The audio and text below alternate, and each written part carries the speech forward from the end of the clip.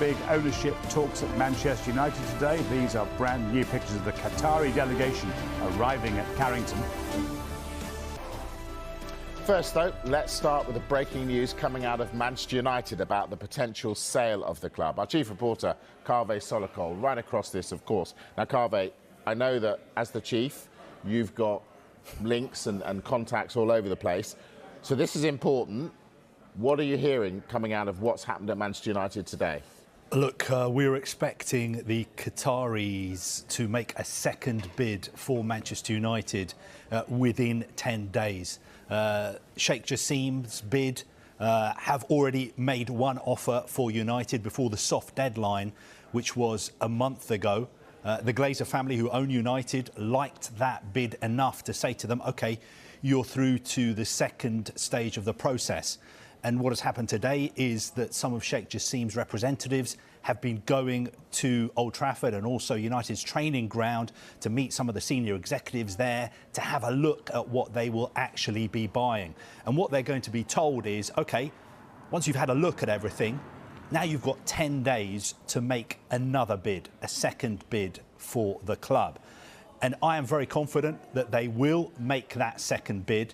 And a source in the US is telling me this evening there should be no doubt at all that Sheikh Jassim wants to be the owner and custodian of United. In the past few weeks, I've been saying that Sheikh Jassim is not the kind of person who's going to overpay wildly for United. That was what I was told.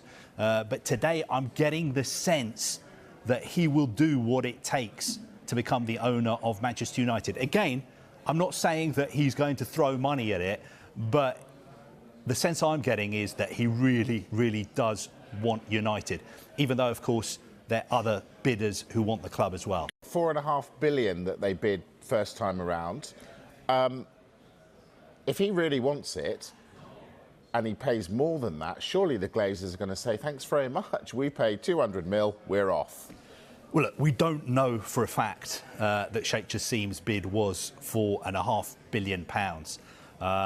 We know that the Glazers are looking for a figure around £6 billion. I'd be surprised if Sheikh Jassim was willing to go that high. But what was happening today at United was there was a very high-powered delegation representing Sheikh Jassim at the club. They got the train up to Manchester from London this morning. I was told that they got a very warm welcome. The talks were very positive and constructive. And what his team were really focusing on was the infrastructure, Old Trafford, the training ground. Also, they want to have a really good look at the youth development set up there, because that's something they want to invest money in. And also the women's team. That is a key concern for them going forward. Basically, what they were doing today is looking under the bonnet of what they were going to buy. They wanted to get a better understanding before they make this second bid. And look, second bids are not always higher. Sometimes people go and have a look at something and say, you know what, doesn't look as good as I thought it did. My second bid is going to be lower. But I would be surprised if that was the case in this instance. Now, you said it was a team representing Sheikh Jassim. So if he wants United so much, why wasn't he there? I thought you might ask me this question.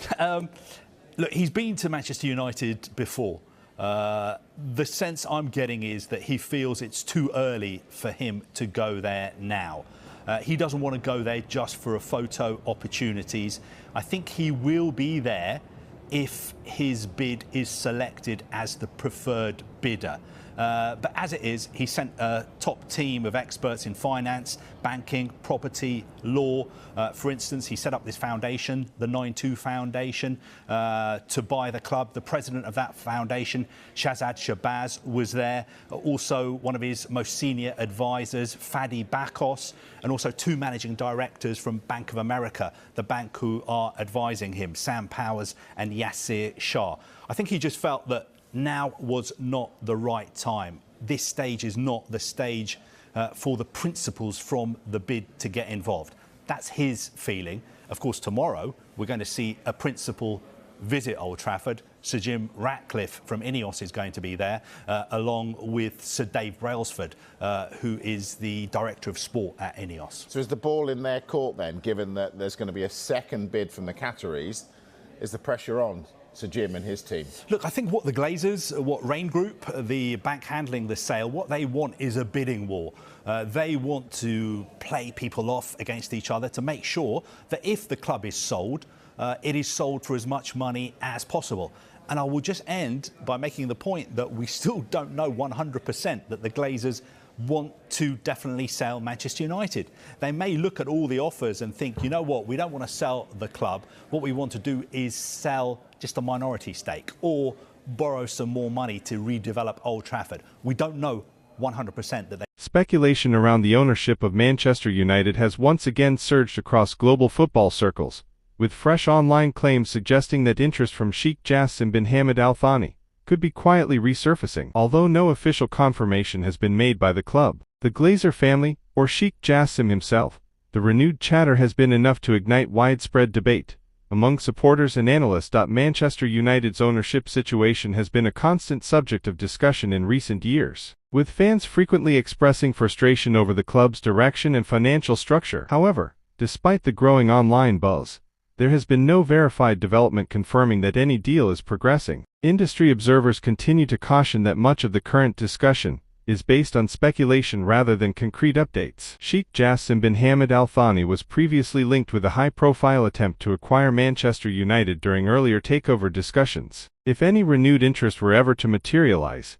it would likely reignite conversations about financial restructuring, stadium redevelopment, and long-term sporting strategy. Still, at this stage, there is no evidence confirming that Sheikh Jassim has returned to active negotiations, or that any formal bid is being prepared. Much of the speculation stems from the ongoing scrutiny of the current ownership under the Glazer family. Since their takeover in 2005, debates have persisted regarding debt structure, dividend payments, and investment levels into the football side of the club. Supporters have regularly voiced their desire for change, with protests and online campaigns calling for new ownership. The continued uncertainty has created an environment where rumors spread quickly, particularly when linked to high-profile names like Sheikh Jassim. Despite the excitement, financial and football analysts have repeatedly emphasized that takeover processes of this scale are complex, heavily regulated, and typically slow-moving. Any credible acquisition of a club the size of Manchester United would require extensive due diligence,